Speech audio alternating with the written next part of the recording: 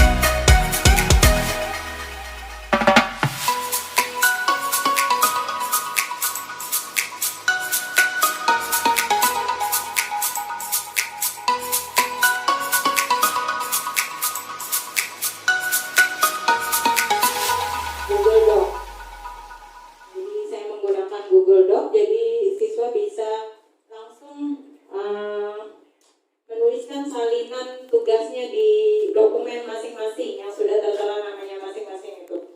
Kemudian tidak ada pengurus atau timnya itu diberi honor, itu tidak ada. Semuanya kita lakukan berdasarkan keikhlasan, tekad, rasa memiliki terhadap sekolah itu kunci utama.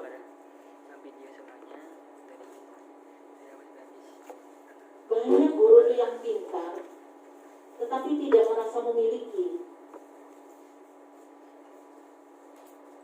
Tidak ada keikhlasan.